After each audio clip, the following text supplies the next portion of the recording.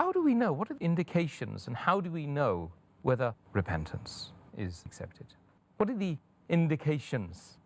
The indication as far as for repentance to be accepted by Allah subhanahu wa ta'ala, number one is that you do not commit the same sin again. And your good deeds keep on increasing and your bad deeds keep on decreasing. This is number one sign that Allah has accepted your repentance. Number two, that you have the fear of Allah subhanahu wa ta'ala. Number three is that you regret to Allah subhanahu wa ta'ala and you keep on asking His forgiveness.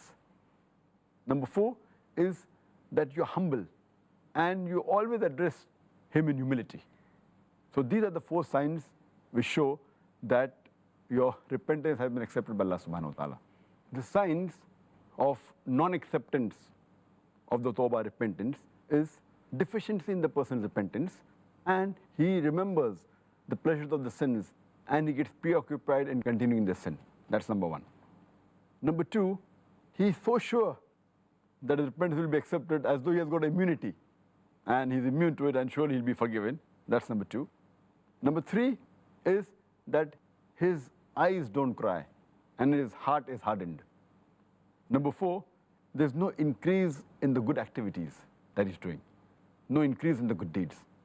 And our beloved Prophet ﷺ said, it's mentioned in Sahih Muslim, volume number 4, in the book of repentance, hadith number 6621, that if the people do not commit any sins, Allah subhanahu wa ta'ala will wipe them out and replace with the people who commit sin and who ask for forgiveness so that Allah can forgive them. Now here, if you understand this hadith, it will look very odd that does Allah want us to do sin?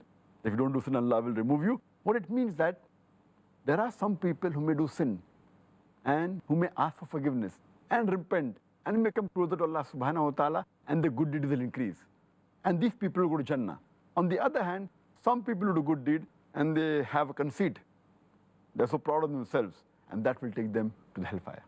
So Allah says that if there's a group of people who don't do sin, Allah will replace them with the people who do sin so that they will ask for forgiveness and Allah will forgive them. That means you should have humility. So these are the signs for not acceptance of your tawbah. May Allah subhanahu wa ta'ala continue to accept repentance and our tawbah, Dr. Zakir. There is another question which I have, which is just to end this particular session, this particular show, and that is there any limitation to the sins that Allah subhanahu wa ta'ala can accept our tawbah for? As far as Allah's forgiveness is concerned and His mercy is concerned, every surah, every chapter of the glorious Quran, it begins with the beautiful formula, Bismillahir Rahmanir Rahim. In the name of Allah, most gracious, most merciful. Every surah except for chapter number 9, Surah Tawbah. And Allah subhanahu wa ta'ala says in the Quran, in Surah Zumar, chapter number 39, verse number 53, that, O my servants who have transgressed against their souls, despair not the mercy of Allah subhanahu wa ta'ala. For Allah can forgive all sins. Allah is of forgiving and most merciful. Here Allah says that whatever your sin may be, Allah subhanahu wa ta'ala, He can forgive any of your sins as long as you repent. If you repent in the right way and if you ask forgiveness, Allah will inshallah forgive you. And our beloved Prophet ﷺ said, it's mentioned in Sahih Hadith of Ibn Majah, Hadith number 4251, the beloved Prophet said that every son of Adam, he commits sin. And the best is the person who repents. If you commit sin, no problem, but if you repent, then you're the best person. Repentance is very important. It's mentioned Hadith of Tirmidhi, Hadith number 3540, where a beloved Prophet ﷺ said that Allah says, O son of Adam, you may do any sin, and I will forgive all your sins. Even if your sins reach to the clouds in the sky, I will forgive them. You ask me for mercy, and I will forgive you. It's further mentioned Hadith of Sahih Muslim, Hadith number 6246, where the beloved Prophet ﷺ said that Allah says, even if you do sin day and night, and ask for forgiveness, I will forgive you. You ask me for pardon, and I will forgive you. It's mentioned in Sahih Bukhari, volume number 8, Hadith number 5999. There were some prisoners of war who were released, mainly children and women. And one lady, she searches for a son, and she cannot find a son. The moment she sees any child, she breastfeeds the child. Then another child she sees, she breastfeeds the child. Finally, she finds her own child. So the Prophet asked the Sahabas that when this woman finds her son, even if he has done a sin, then will she throw the son in the fire? They said no.